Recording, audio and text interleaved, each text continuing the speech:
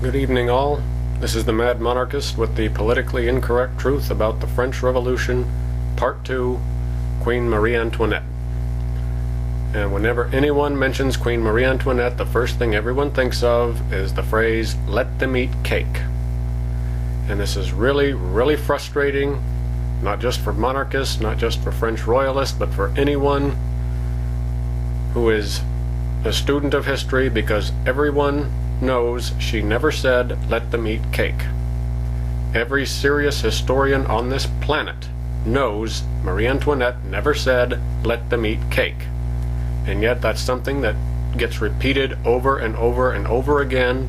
It's been repeated so many times it just seems like it's ingrained in people's brains that they said Queen Marie Antoinette said, "let them eat cake." She never said it. It didn't happen. We really need to stop repeating it and just let it go, because she never said that. Now, personally, I would prefer myself to have a queen who said, "let them eat cake," as opposed to a first lady who says, "don't let them eat cake. Only eat what we tell you to eat." But maybe that's just me. But it really needs to stop being repeated, because Queen Marie Antoinette never said that. It was a lie that was put out by the revolutionaries to try to make her seem like an aloof and uncaring person. And the politically incorrect truth about Queen Marie Antoinette is she was the exact opposite of that.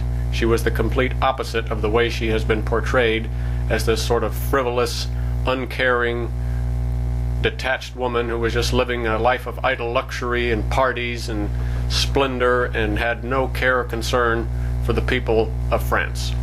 It is completely untrue. Queen Marie Antoinette helped educate poor children, and when times got bad in France, she opened up her private kitchen to the poor where they could come and get food. She cut down on parties and entertainment at the Palace of Versailles. Not many people know that, but it's the truth. And it goes against the way she's always been portrayed as sort of the party girl of the French monarchy. She was not. When times got bad, she said, "we're not going to do the parties, we're not going to do the entertaining, because it just wouldn't look right for us to be celebrating when there's so many people that are suffering and so many people have it worse than we do." So she cut down on that stuff. Obviously, when you're a royal, you have a monarchy, foreign dignitaries come in, there's some level of entertainment that you just have to do for state reasons. But the unnecessary stuff, she cut it out. She also, when times got bad, simplified her wardrobe. That's another thing people don't know. They always think of Queen Marie Antoinette in very lavish gowns. Well, when things got bad in France, she cut down her wardrobe and tried to make it sort of stylish to be dressed simply in order to save money. She did that, never gets credit for it. And as far as being detached, she was certainly not detached. In addition, what we said already, she had poor children come to Versailles to eat with her children. Come over for lunch or something, and she would have them eat and play with her children, because she wanted them to see that there were other people who were not as fortunate as they were, and she wanted her children, and presumably at that time they were still expecting that the Dauphin would be King of France one day. She wanted them to know what it was like for the people in France, for the poor people in France, to know that there were other children that were just the same as them, who didn't have it as good, so they would have the same compassion and concern for the poor that she had. And she gave extensively to charity. Something else that doesn't get a lot of attention, but she did. She gave tremendous amounts of her own money to charity. And she was always trying to get King Louis XVI to give more and more, and asking for more money to give to the poor people. Doesn't get a lot of credit for that. But she gave extensively to charity, and that's something that's not told. She wasn't uncaring, she wasn't aloof, she wasn't completely ignorant of the fact that there was suffering in France. She knew it, and she was doing everything she could to alleviate it. And she was not a sort of snobbish woman. In fact, she cut down the social barriers in Versailles. inside the court at the palace, where everything before had been regulated by how high in the aristocracy you were, or how high in the royal family you were, if you were of the blood, if you were married in.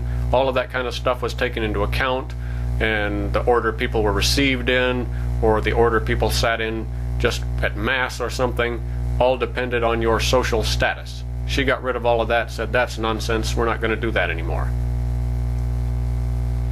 So she was not a snobbish woman. And she was also a very moral woman. They also try to portray her a lot of times as being kind of immoral and having affairs and all this kind of stuff. She was the complete opposite of that. And there is not one shred of evidence that she ever had any sort of extramarital affairs or ever did anything immoral. There is not one bit of concrete evidence to that. All there is some gossip and innuendo. That's it. No evidence at all. She was a very moral woman. She was a very devout Roman Catholic, just like her mother was. Her mother was Maria Theresa, the Archduchess of Austria and Queen of Hungary, and she was a very, very strong and very pious Catholic woman. And she raised her daughter to be the same, and Marie Antoinette was the same. She was a very good woman. She was a very concerned queen. She was a very good wife to her husband. She was a very devoted mother. And she had great care and concern for the people of France. And she tried to set a good example. She tried to help the poor, the less fortunate, in every way that she could. And the way that she has been misportrayed is absolutely scandalous. There is no reason for it. It is not true. And every real historian knows that it's not true. But they keep repeating, just like the phrase, let them eat cake. They just keep repeating it and repeating it and repeating it. And so many people today just assume it. They just assume that that's true because it's been repeated so often.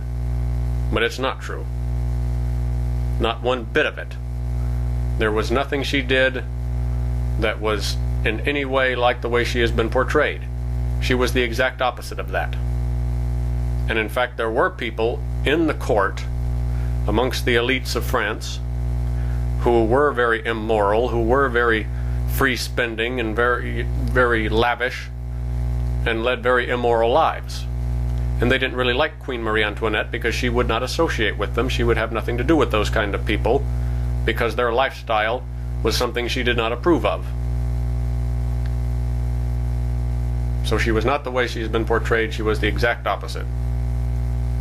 And it is terrible. It is a terrible besmirching of the character of a good woman, of a very good wife, mother, and queen, that she has been so grossly misrepresented in history. And every serious historian, to repeat, knows this is not true. We need to stop repeating it, and need to let the facts speak for themselves, no matter what that means for the reputation of the beloved French Revolution, which we will be talking about that next time. Until then, stay mad, my friends. We all go a little mad sometimes. Haven't you?